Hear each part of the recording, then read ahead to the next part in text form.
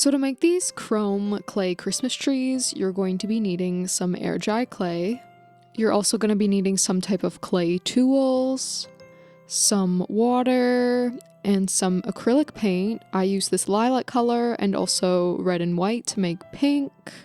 Some paintbrushes in various sizes. And of course your chrome powder. And then I'm using these makeup sponges to apply it. And also some glaze to seal it in. And these last two things are optional, but you might want some lightweight sandpaper and a sanding block. And I also find a brush helpful. So you're just going to want to start working the clay together in your hands for a couple of minutes, rolling it together to create this kind of long oval shape. And then you're going to start flattening one end down to make a cone shape.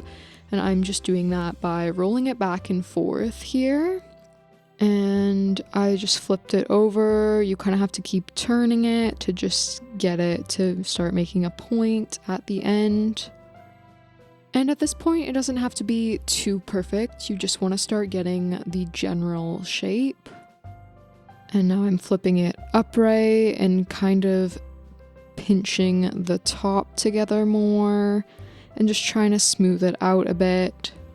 Yeah, so you just want to pinch the top to form a nice sharp point, and then also make sure that the tree is going to stand up, so giving it a nice firm base by just pinching the edges again.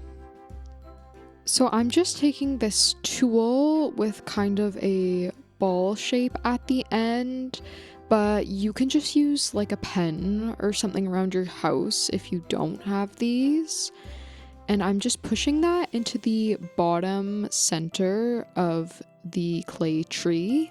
And you want to do this kind of carefully, not too vigorously, but then you're going to start going in circular motions with your tool to start hollowing out the clay tree.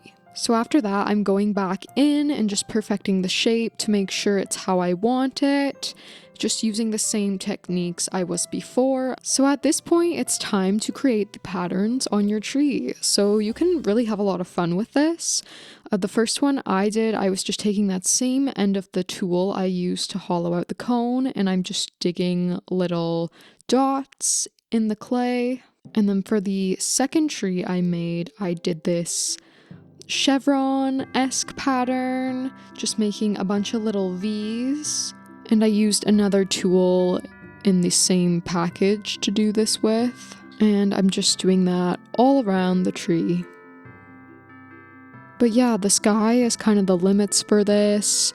You could do like a swirling pattern, or like some stripes would be really cute too. And then after I finish doing that, I'm just going in with a paintbrush and some water and just cleaning up any of the edges, anywhere where there's little imperfections that I maybe don't want on the clay. You don't have to be too perfect with this. I mean, again, it is supposed to be a tree, and trees in nature are not perfect. But it is a nice way to just polish it up a bit. So then I let both of those dry for 3 days in total, which is the longest time they recommend. If you don't let them dry long enough, you run the risk of having the paint crack and the clay crack. So you definitely want to give those enough time so you don't ruin your beautiful projects. So now this step is optional, but I am just taking that sandpaper at the beginning I showed and just lightly sanding. I'm not doing anything too crazy here, but just kind of smoothing out the edges, but not to the point where we're getting rid of that pattern that we created. And I'm just doing the other one as well, just making sure to get in all those crevices, and then also on the bottom. And now I'm just using the brush to wipe all the dust away so that it's not in there when we go to paint. So for the colors, I decided to do the first one a light pink, so I mixed mostly white with a bit of red, and I got this really lovely light pink shade. So now I'm just painting it all over. Because of the texture on these trees. You might have to go back in a couple of times to just make sure you get all of the little crevices.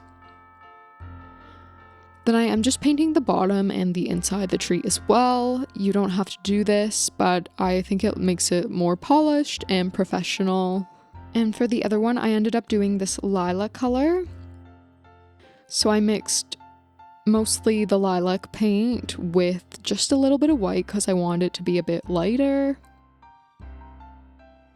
Again, I'm just going in and just making sure to get the paint in all those little grooves. And now it's time for the fun part. So we're going to take the chrome powder on a sponge, and I'm just going to dab this in to the paint. Your paint should be pretty much dry at this point as well. Acrylic paint on clay does not take very long to dry at all.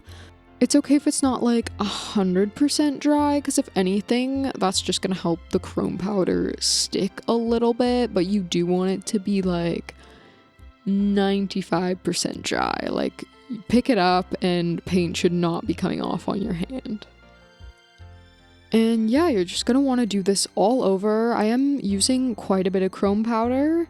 And here's just a zoomed in shot of that chrome powder. It's really hard to capture on camera. So now we're gonna go in with the glaze. It's really helpful if you have a surface that spins for this, because you really don't want to be touching the glaze. Super important that you're letting it dry. I'm using this craft mat, but even just like a piece of paper or cardboard will work just fine. And again, so same thing with the paint, you just want to make sure you're getting in all the crevices for this. And here is the end result. Oh my god, these are so cute. I was actually a little bit worried about how they were gonna turn out at first, but honestly, these look so amazing. They look like something you could buy in a store. And they're pretty inexpensive as well, so you can make a bunch of them and just like fill your room or space with them, and that'd be super cute. Thanks for watching this tutorial, and I'll see you in the next one.